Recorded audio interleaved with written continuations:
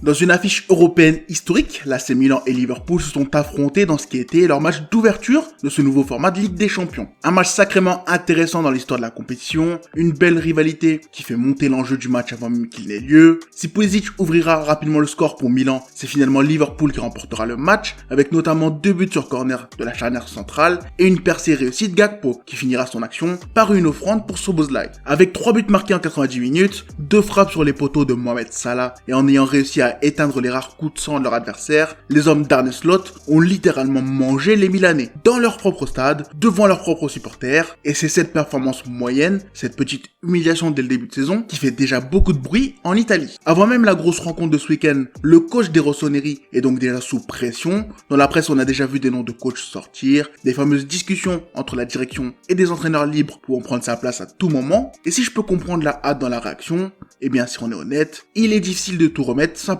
sur le coach.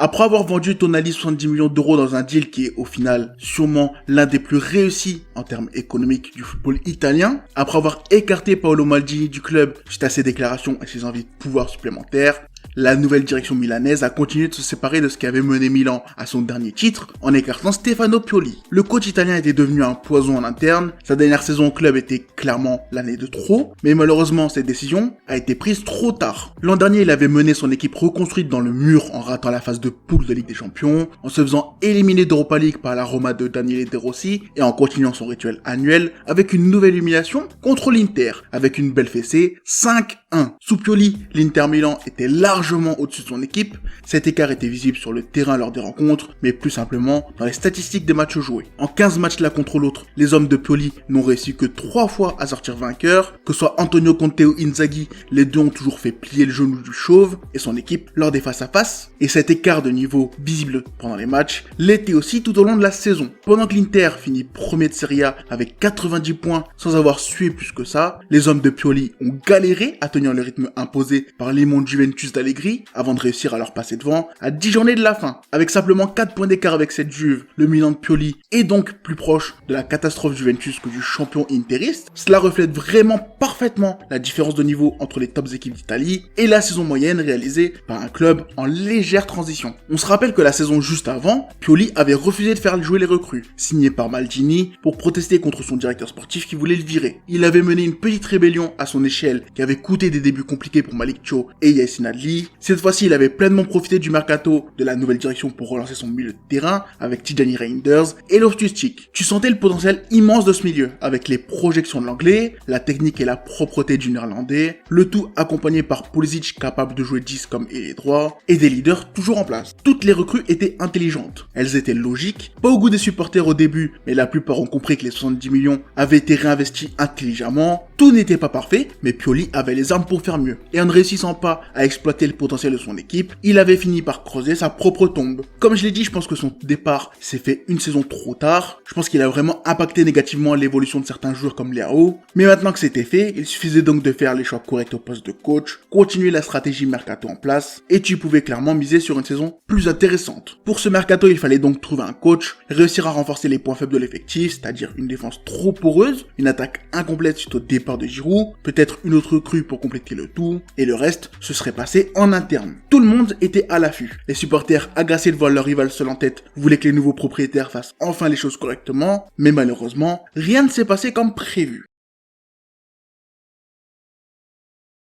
Dès le nom d'épice pour le coach, les remontées des supporters ont été agressives. Alors que Conceição était en fin de parcours à Porto, qu'Amorim semblait proche de la première ligue, que De Zerbi négociait avec Brighton pour une fin d'aventure, la direction milanaise fait tout pour se mettre d'accord sur un nom. Julian Lopetegui commence à être le nom qui fait le plus de bruit, et avant même que l'Espagnol le pose le pied en Italie, les supporters font comprendre qu'il n'est pas le bienvenu. Finalement, après que d'autres noms soient sortis, c'est Paulo Fonseca, coach connu en Italie notamment pour son passage à l'AS Roma, qui vient redéfinir l'équipe de Milan. Son arrivée est logique, elle n'est pas non plus applaudie puisque les supporters voulaient d'autres coachs plus intéressants selon eux, mais ce choix reste cohérent sur le papier. Après son échec en Italie, Fonseca est allé au nord de la France à Lille pour retrouver de sa superbe. Là-bas, il a relancé un club en perte de vitesse, il a fait du LOSC une équipe belle à regarder, un peu naïve ce qui lui coûtera parfois des points, mais tu sentais les bons choix et l'impact du portugais, notamment sur la progression des joueurs comme André Gomez et Edon Zegrova. Avec 2 saisons quasiment réussies en championnat, malgré 2 ratés en fin de saison par 2 fois, la cote en 11 de Paolo lui permettait de retrouver certaines convoitises. Et alors que beaucoup pensaient qu'il finirait à l'OM, c'est finalement Milan qui réussira à l'attirer. Pour compléter cet été, la direction rajoutera 6 recrues avec la levée de l'option renégociée d'Alex Jiménez au poste d'arrière gauche, les signatures de Pavlovic en défense centrale, Emerson Royal à droite, Fofana au milieu et surtout Morata et Abraham en attaque. Après une saison moyenne sous Pioli, la nouvelle direction veut relancer la machine avec un football proactif, un coach prêt à relever un nouveau défi en Italie, un effectif renforcé par des recrues jugées logiques de leur part, et après une bonne préparation où tous les espoirs ont été boostés, le nouveau Milan de Fonseca a directement pris un mur. Outre la défaite honteuse en match d'ouverture de Ligue des Champions dont j'ai parlé juste avant, l'AC Milan a commencé la saison avec seulement 5 points pris pour une 10e place en championnat. Sur les 4 premiers matchs, les hommes de Fonseca en ont gagné seulement un contre le promu Venezia. Les 3 premiers matchs ont été des échecs où l'équipe a encaissé 2 buts à chaque fois et aurait limite pu encaisser bien plus si les poteaux ou Macménian n'existaient pas. Milan n'y arrive pas. L'équipe montre quand même quelques bons signes, mais tu sens que tout ne va pas bien. Plusieurs raisons peuvent expliquer cela. On pourrait parler de l'adaptation du coach à l'Italie, de la blessure de Benacer,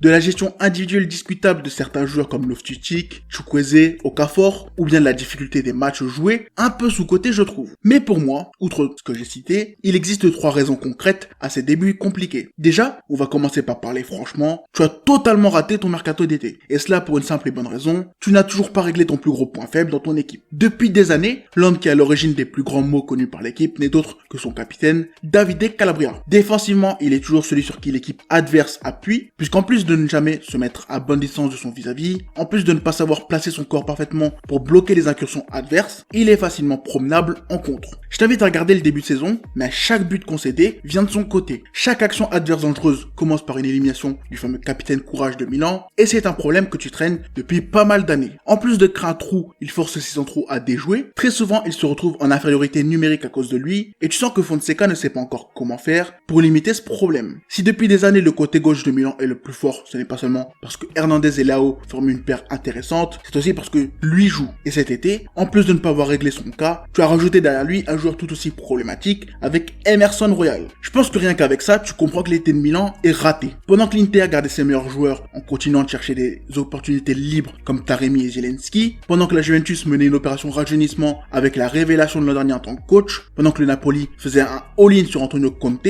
l'AC Milan de Cardinal vendait Pierre Kaloulou à son rival, la Juventus, pour négocier pendant 3 mois la signature d'Emerson Royal, pour au final le payer plein pot. En fait, je sais pas comment ne pas faire pour m'arrêter de rire quand je dis ça, mais franchement, c'est le pire deal de cet été. Le Colombien était un des pires latérales de Première Ligue, il était remplaçant de Pedro Porro, cet été il est carrément passé derrière Jet Spence lorsqu'il est revenu de près, et la direction s'est dit que c'était lui la bonne recrue. Avec Youssouf Fofana en plus, et sont les 2 recrues incompréhensibles de ce mercato, on part quand même de 35 millions investis sur ces 2 joueurs, et très honnêtement, je ne comprends pas comment Milan, qui jusque-là brillait par son recrutement, a pu se dire que c'était une bonne idée. Et surtout, je comprends pas comment Moncada a pu accepter ça. En prêtant Kaloulou, Yacine Adli, et en allant chercher Fofana et Emerson, la direction a affaibli son effectif de lui-même. Et c'est d'ailleurs pour cela qu'en plus de Calabria, en plus d'un mercato d'été raté, le 3e problème est évidemment eux.